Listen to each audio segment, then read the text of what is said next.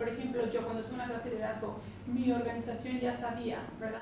Hispanic television, newspapers, and radio are a growth industry in Oklahoma.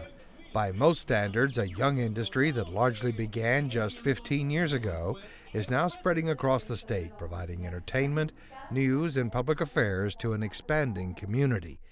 David Castillo is president of the Greater Oklahoma City Hispanic Chamber of Commerce. Well, it's more and more important as the community grows.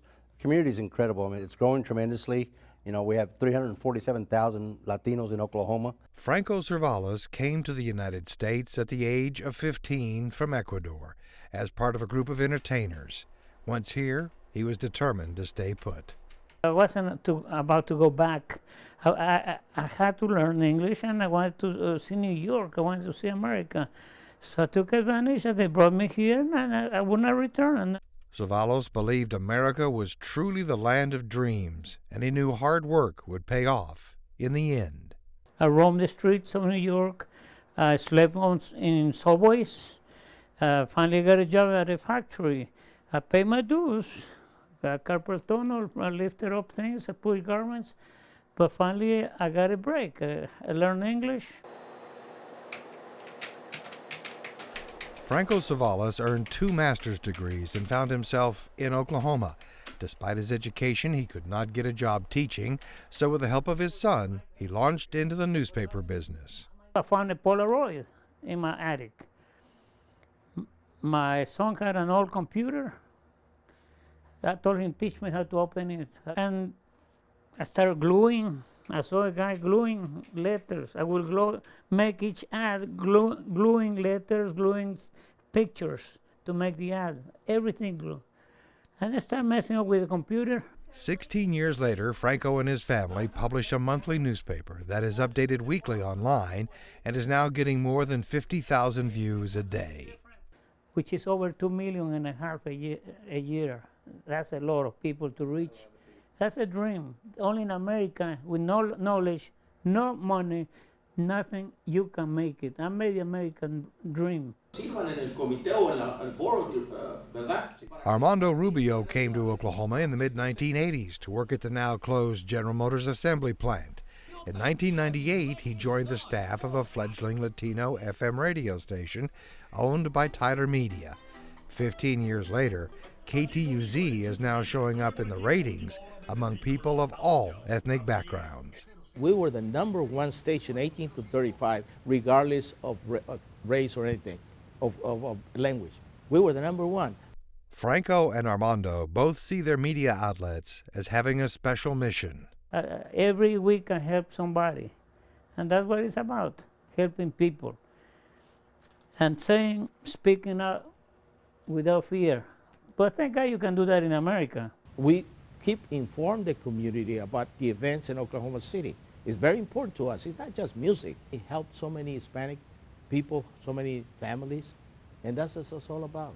Armando Rubio is now general manager of 4 Latino television stations, Telemundo and Univision outlets in Oklahoma City and Tulsa. Part of his radio and television station's mission is to help educate immigrants so they understand what is required of them in the U.S. We need to learn how to speak English. We need to go back to school. We need to do a lot of stuff that educate ourselves about the system. Things that are as basic as using a seatbelt. And if you don't do that, you're going to get in trouble. And if you don't put a seatbelt on your kids in the back seat, they might even take it away, the Department of Human Services. So, you need to educate this community.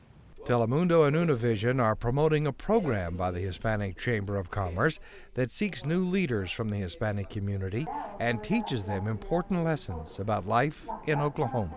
When they're talking about government, they're going to take them over to the Capitol over there, and they're going to show them exactly what the process when somebody's going to try to pass a new law. What is the process? How does that take place? And Rubio knows politics is growing in importance to his community and to politicians who want their votes.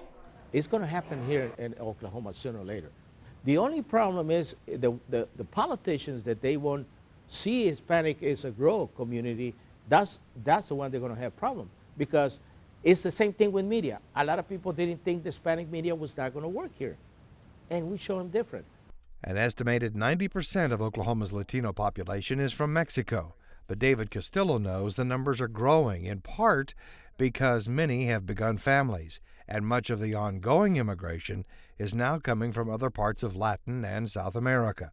He thinks the total may be greater than 400,000. But then we have a big Guatemalan community as well, and then we have Colombians and Venezuelans, and so we have a melting pot in the Latino community as well as the whole community as a whole. Castillo estimates the Latino buying power in Oklahoma is now approaching $6 billion a year. Franco Cevallos says that means a stronger economy and a better state.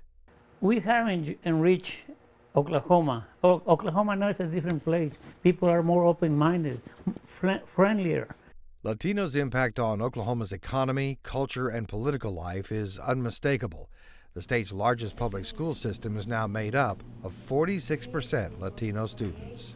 The better education for our community, everybody in general, the state will be a better state. We'll collect more taxes. We'll have more companies coming in because we have better students, leadership, graduated from college. That's our goal. Hispanic media have a bright future in Oklahoma, and the trend has gone national, with Fox creating a new Spanish network and ABC broadcasting Good Morning America in English and Spanish.